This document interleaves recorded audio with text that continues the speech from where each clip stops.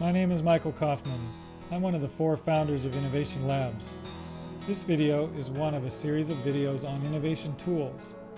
In this video, we'll briefly explore one of the tools we use in innovation consulting engagements to help client teams search for insights about the future context in which their innovations may live.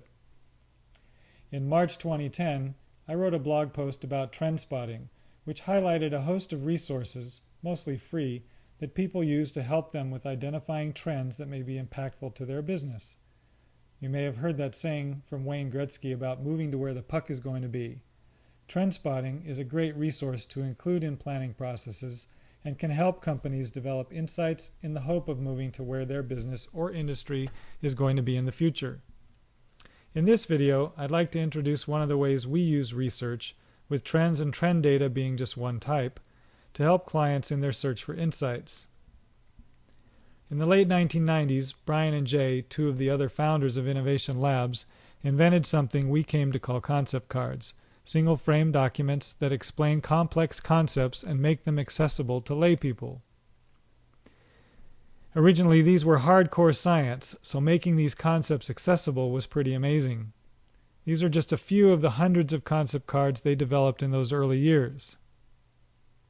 In the mid-2000s, Langdon, another founder of Innovation Labs, started adding qualitative and quantitative research as well as trend data to concept cards, and we began using these in collaborative planning processes to stimulate creative conversations.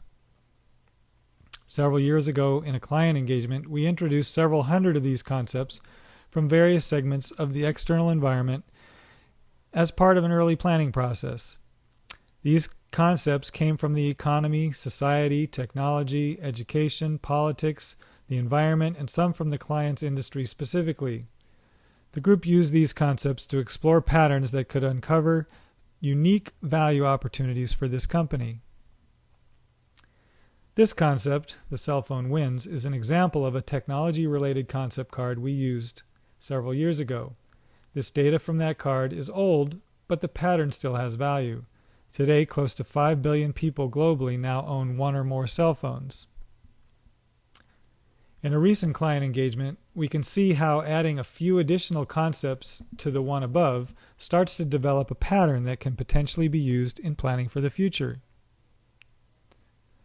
If we add the concept social networking is here to stay to the previous one, the cell phone wins, we can see how something like the following concept, location-based services, begins to make sense.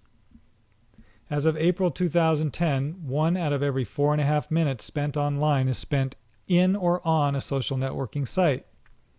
Everyone has cell phones. Most cell phones have geographic positioning systems in them, and which can identify where the phone is at any one time. If we then connect that with social networking phenomenon, we could see how providing services to the phone where a person is makes a lot of sense. We can also see how another concept called mass mingling starts to become compatible.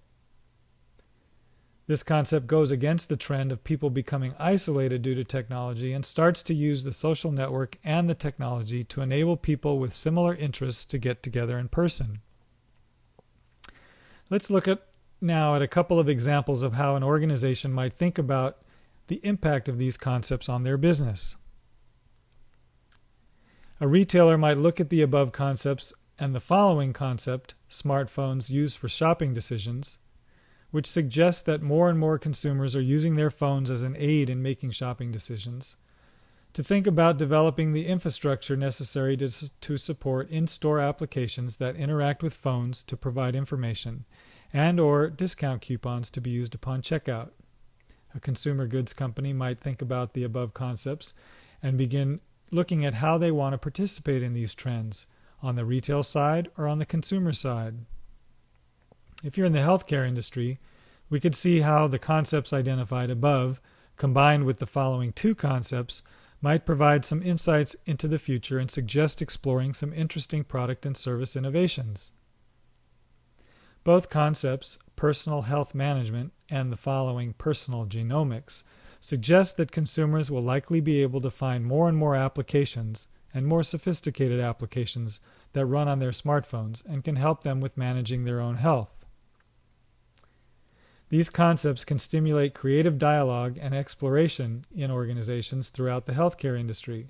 Everyone from educators to health professionals to regulators to insurance companies and healthcare providers can imagine products and services that might be plausible in a world where everyone has a computer in their hand and uses it for gathering information and making decisions about their health. One of the ways that innovation happens is by creative combinations. Imagine the creative possibilities that can be generated by having 100 or several hundred of these concepts in a form that allows groups to combine and recombine them. My hope in this video is to spark your curiosity and interest by providing this brief introduction to one of the innovation tools we use in Innovation Labs. The concept card can be a great tool in the Innovation Practitioner's Toolkit.